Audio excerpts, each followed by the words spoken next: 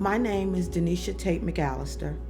I was born in Chicago, Illinois, and I have various accomplishments in my life based upon what's happening right now, making it out of the hood. That was significant to me. I grew up the oldest of four, and my mother worked hard. She did the best she could with what she had, but it was tough. It was harder on some days than anybody would expect, and there were times when I just didn't think it was going to work, but it did. And that actually inspired me to understand my purpose in life. So when I talk about my role and how did I get to this point, I am a joy pusher. I am a person that professionally I work with leaders at accomplishing their dreams. I have my own consulting firm, and I work with nonprofit and leaders that are also leading in ministries. How did I get to this point? I was a leader. I have led on many teams. I have led in over 20 years of an executive career. Truth be told, I was a leader when I was 2. It became clear to me that I wanted to be the boss, and I had an idea for everything. And so that is when she was born, that leader in me. She didn't know she was actually a leader until about 5th grade, because that's when she got the title of leader. But the behavior, it had been there long before that. As a leader, there have been a few disappointing or discouraging moments. I'll tell you one, and it was just bizarre as I think about it. I was 17 years old, a senior in high school. I was the co-captain of my pom-pom squad. I had been accepted to college, and life was amazing. And then it happened. We were going to a basketball game, and I felt ill. Pom-pom squad was performing, and I made it through. And then that night I got home and told my mom I didn't feel well. And she said, "You'll be fine." Well, I wasn't fine. It took about 2 weeks, but within 2 weeks I found out I had shingles, and it left me paralyzed from the neck down. Senior year of high school, college bound, living my best life ever, and now I'm being told I'll never walk again. Disappointment is an understatement. I was devastated. As a teenager, I couldn't believe it was happening to me. And I was angry and I was confused and I felt the doctors were lying, and I didn't know what to do. But I made it through. And people often ask, how did you make it through that? I refused to believe the bad news. I had a different outlook for my life.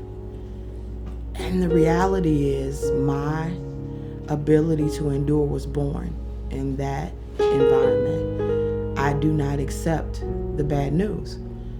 I feel that there's always another option, one more chance, one more time, and especially for me, another solution somewhere. And that's my hardwiring. So I know that I am walking and living in purpose. My biggest proof is I'm designed to help others realize that there's another chance. I'm designed to help others realize that there's more, bigger, better, and they deserve it. And I've been hardwired to help them achieve that. And I've done so for the past 20 years, and I plan to do it for the past maybe 100 more. Who knows how long I'll be around.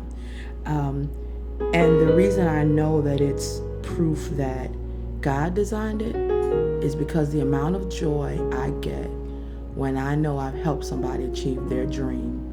There's no price you can put on it. There's no high better than that. I know deep in my soul I'm living in purpose. So that's it.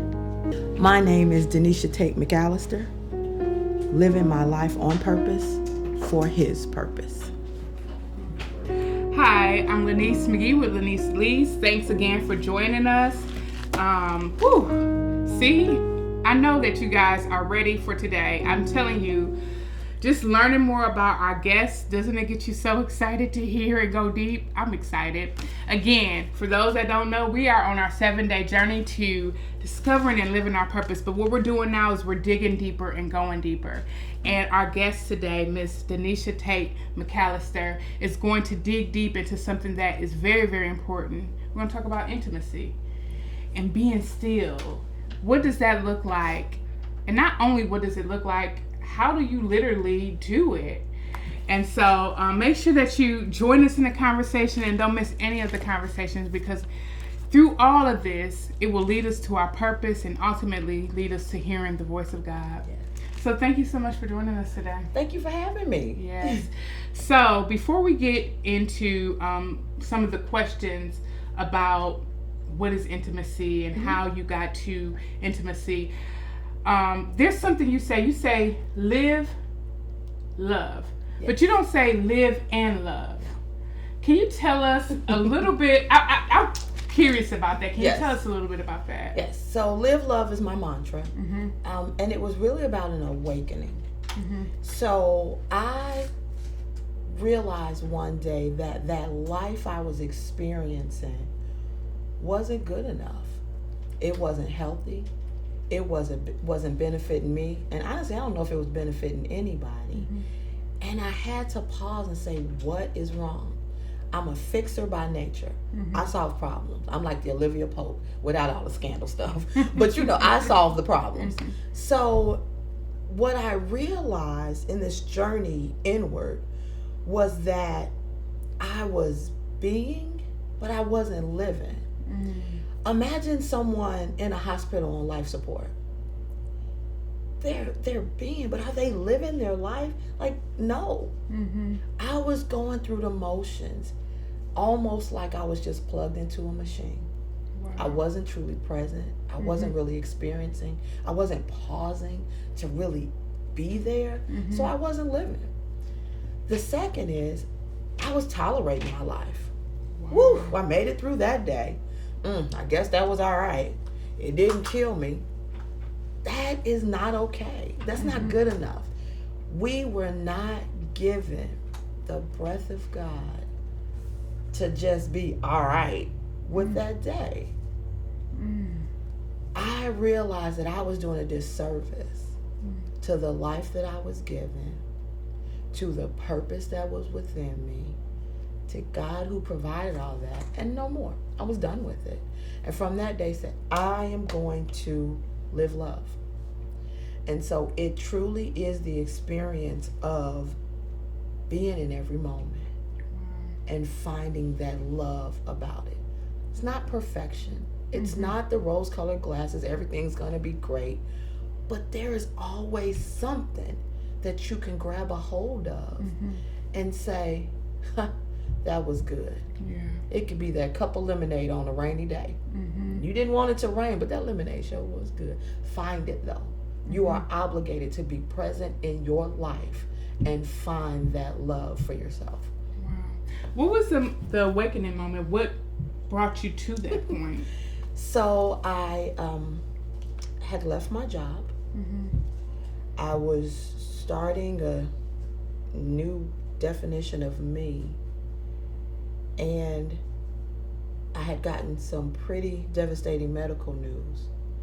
And in that moment, I realized that maybe I could die. And it's at that point, I was like, no, but I want my life. Yeah. But when I had it, what was I doing with it? I wasn't living love. And that was my commitment, that if I made it through that storm, that I would never take for granted again another moment that was given to me. That's so good. So we are focusing here on people living their purpose and living out their purpose, and it sounds like that's what you're doing. Yes. So how did you know what your purpose was? So it's not an answer that came to me immediately. It's not like I heard from on high and this is your, no. I didn't have that Moses burning bush moment. That didn't happen for me. But there are some consistent behaviors and thought patterns that are my life. I have always been very caring about other people's feelings. As a young child, the level of empathy I had seemed a little abnormal to my family. They said I was sensitive. Oh, she's so sensitive. So things like coming home from school, it had to be about 5, 6, I would be having a rough day. And my mom's like, what happened? And I would begin to tell her all the things that happened, and none of them had anything to do with me. They were a kid that didn't enjoy their lunch. There was someone who didn't get picked for the team. There was my teacher who was just having a really rough time at it. And then during nap, somebody cried, and it was a bad day. None of it had anything to do with me. At a very young age, I was empathetic and felt ultimately responsible and connected to everybody's well-being. I had an opportunity to go through an internal experience where it was a workshop, and they're like, let's figure out your hardwiring and all this. And so it took me back to a situation of where this was birthed. My mom and aunt were sitting in the kitchen having a conversation, and my mom was crying. Came in the room, and that heaviness, I felt it. And I made her laugh. And they all laughed. And that heaviness left. And I was okay. So when going through this workshop experience, I had to call my mom and say, hey, got this memory. Think this is the base of me. Tell me what was happening. And she said, you remember that? I'm like, wait, what are you talking about? And she said, well, 2 things. One, I was talking to my sister, my aunt, about divorce. Your dad and I were separated. The second thing is, you were 2 years old. Oh my goodness. That experience was so a part of my shaping. Remember, I'm empathetic. So imagine the pain that a young woman is feeling when her marriage, that's about 2 years old, because they got married with me. That's another story. Is not working. The pain that she must be going through. And for me, feeling all of that and processing in my 2-year-old self, all I knew is it had to stop. That's what I do. The reason that I work with leaders on There's Something Big is because I believe our purpose is tied to other people's well-being. And whereas I can't reach 10 million people, not yet, every person that I help to live out their purpose, everybody they reached, that's getting me closer to my 10 million. And so, yeah, I've been me at least as early as 2. So, is there any suggestion or advice for people that are searching for their purpose? Do they need to go back to their childhood? I mean, how do they pull that out themselves? Yeah, I think you begin by paying attention to what bothers you.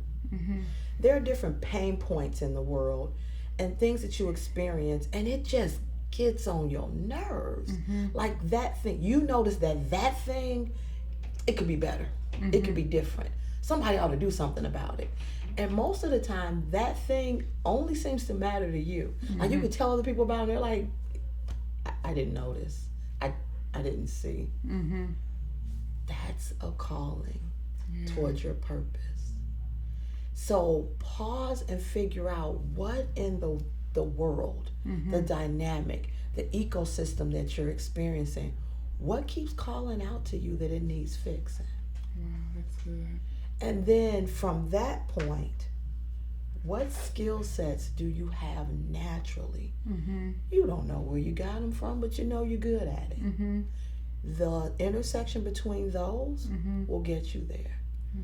My leadership skill aligned with my high empathy, that's what led me to know that I'm supposed to be with others. Because I feel their pain and I've led before. I can help you. And I problem solve. Let me help you solve whatever problem it is that you see out there. So you said something a couple of times, and I definitely want to be, and then we're going to dig deep into this being still and this intimacy, because what I'm noticing that you're really intimate with yourself. Yes. And I think that's very powerful, just from the conversation we're having here to even knowing yourself. But you said something about the pause, and then you said something about being present in the moment with the live and love. How, with everything going on, I mean, even if you think about the current state of the world now, there's so many things that are distracting us, even from being intimate. Yes. You know, with God, intimate with ourselves. I mean, just right. Time for, how do you pause? How do you find that moment to be present in every moment? You said you find the good in everything. You find time. Yeah. What steps have you taken? The secret is focus. Yeah. It's focus. Imagine getting dressed in the morning. I mean, there is so much that goes into getting dressed. Mm-hmm. You know, once you've picked out the outfit and figured out what you're going to do, and you put it on and you do all that, and then before you leave out, you look in the mirror and you're like, yes, and you notice a single hair out of place. Think about how much stuff is going on, from the refrigerator humming to the neighbor's noise, to the music you probably have on, to your schedule running through your head, but you notice that single hair out of place. Mm. And you go and you gotta fix it. That's a focus. Yeah. To be still, to be quiet, to hear, you've got to work on your ability to focus. Mm-hmm. Because you can't stop the noise.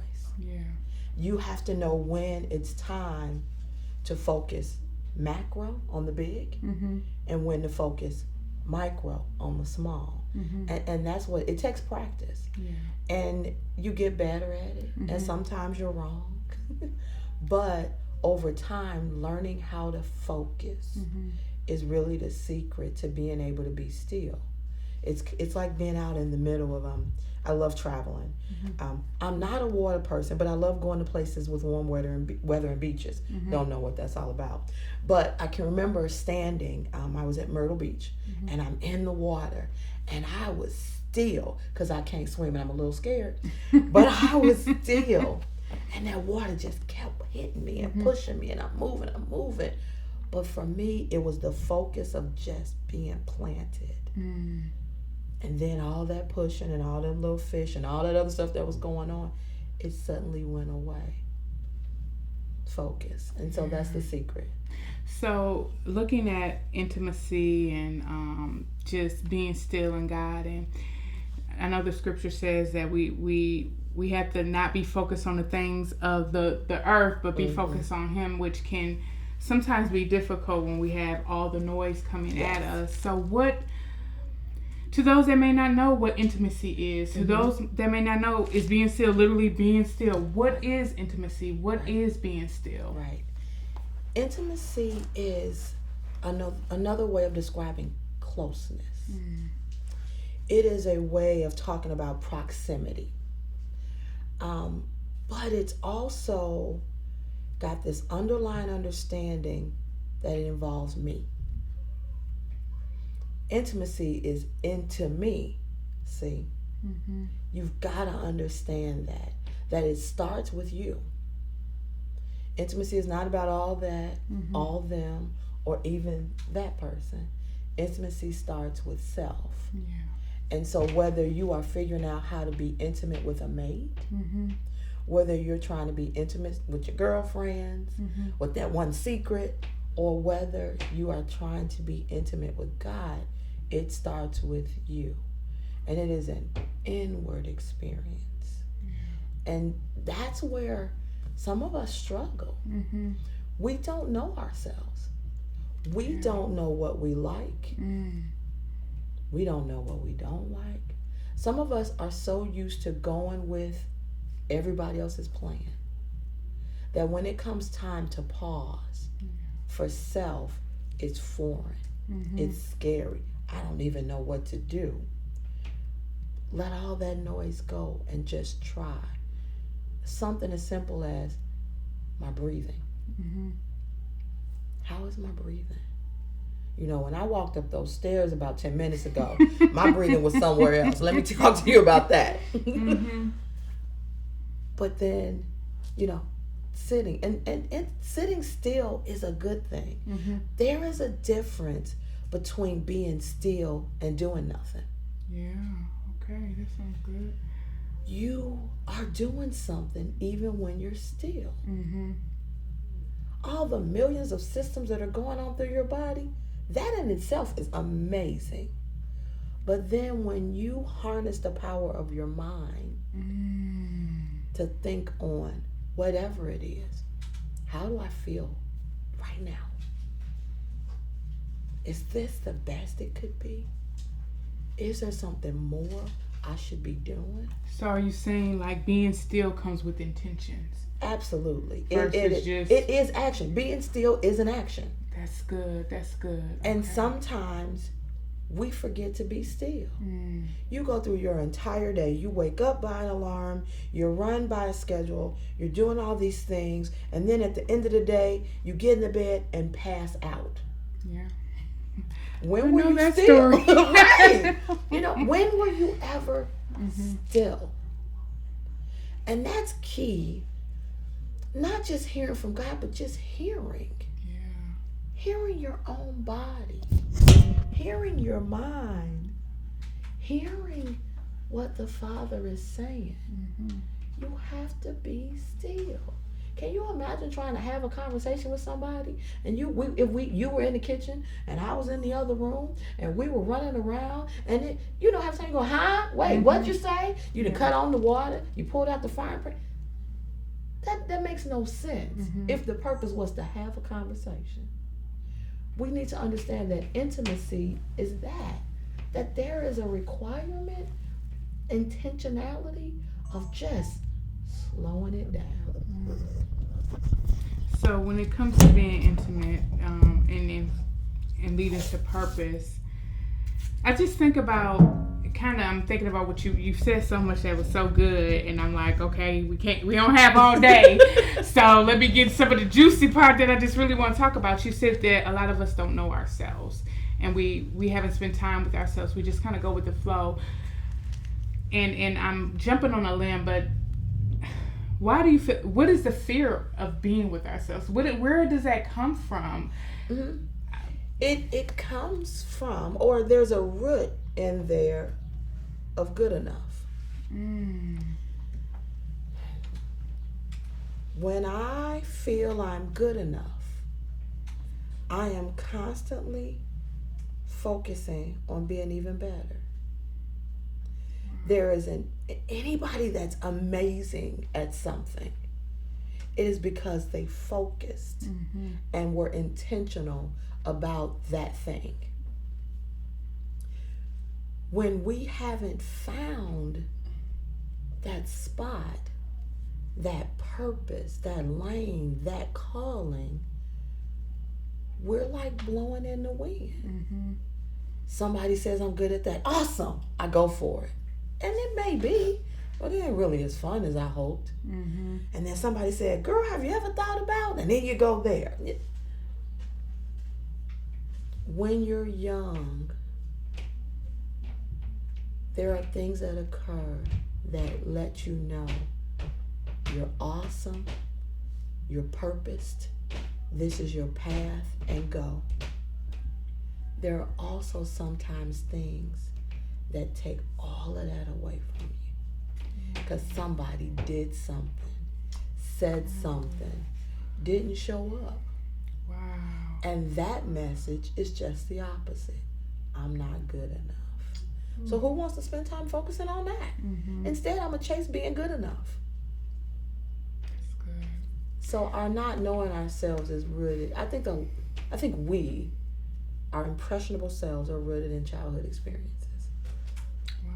I think that really goes back to even what you said from the beginning, when you kind of understanding your purpose, it went all the way back to you revisiting your childhood. And so I think it's important that maybe that's one of the action steps that those listening, we should take advantage of it and try to do that and really look into that. So vulnerability and intimacy, how does that show up or how important is that? It's super important. So intimacy begins with self, but there is another component, whether it be God or that relationship, that friend, that whatever. And in order to have proximity and closeness, closeness, you have to be your authentic self. Being your authentic self is scary because we're imperfect beings. So vulnerability is huge in that. In that, do I trust you enough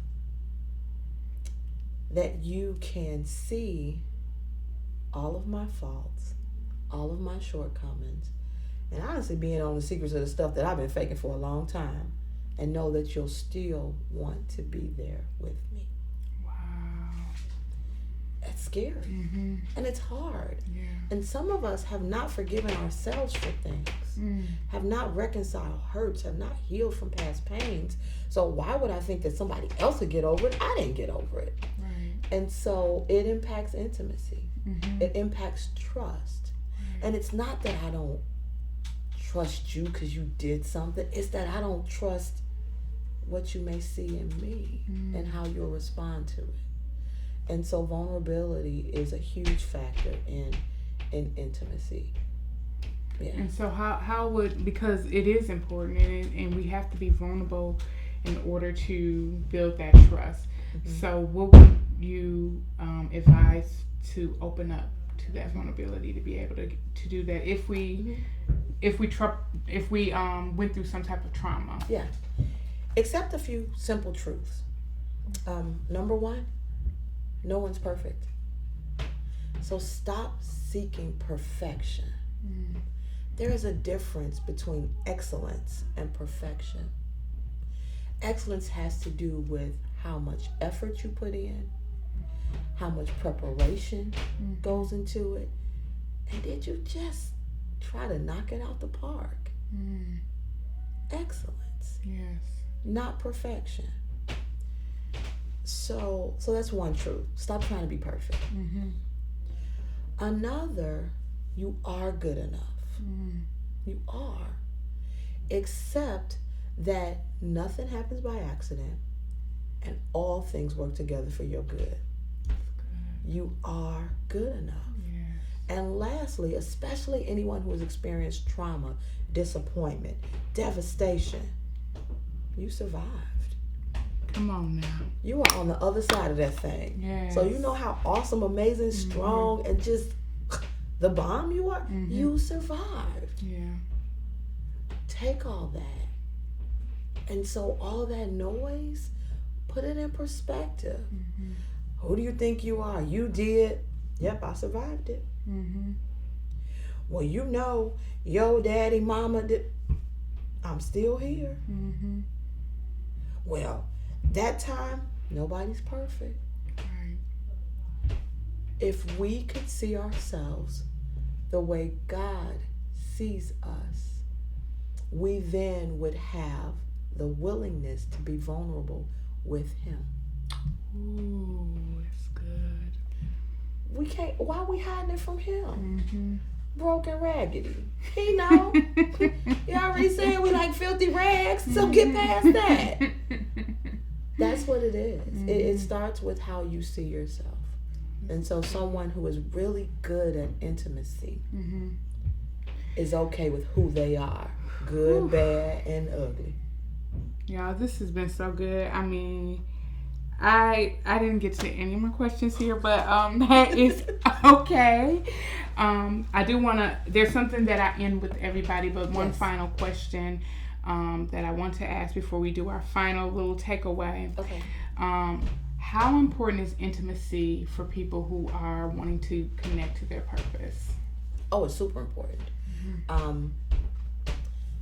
The bigness of your purpose requires all the components to be tightly knit together so that life, adversity, and haters can't pull a simple string and unravel you.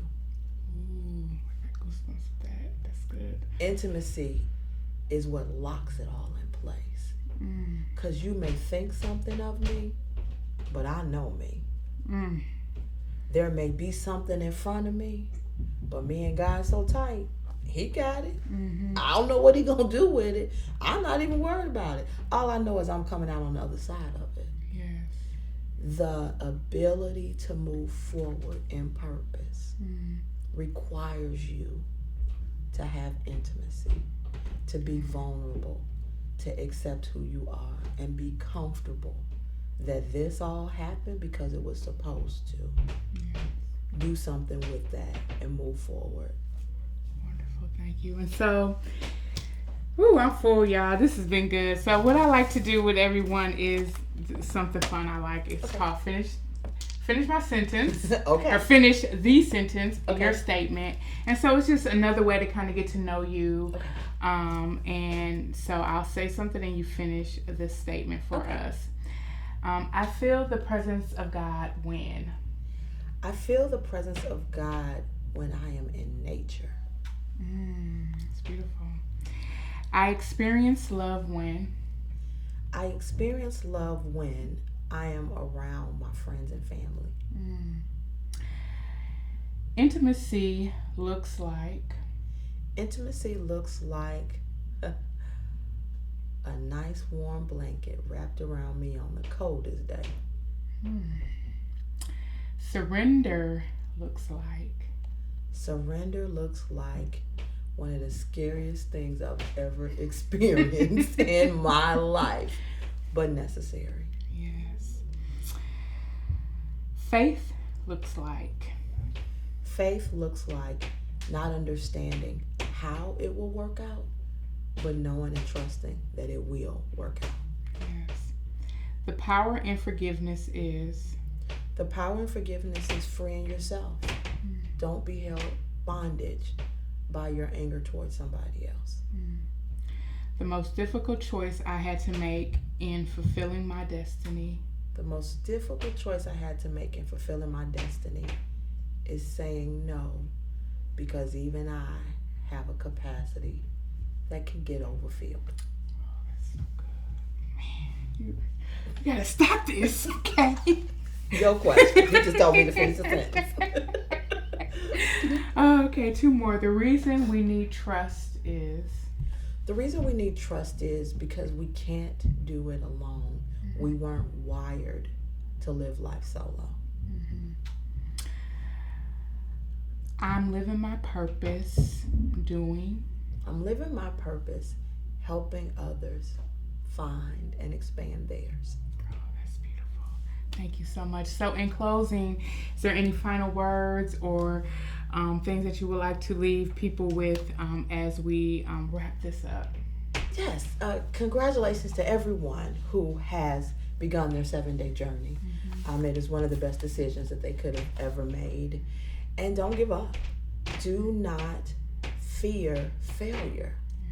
Know that you are present to move forward and that everybody has a purpose and it will reveal itself in time. Just keep going after it. Even if you bump into it, it's yours. Go for it. That's good. Thank you so much. And thank you guys for joining us for another series. We're taking this journey together. I know that y'all got something out of it because I got something out of it. Watch it time and time again. Spend that time. Be intimate. Be intimate with yourself. Don't fear that. Get to know who you are. And again, this is Laneice McGee with Laneice Leads. And remember to share your testimony and spread God's love. Until next time.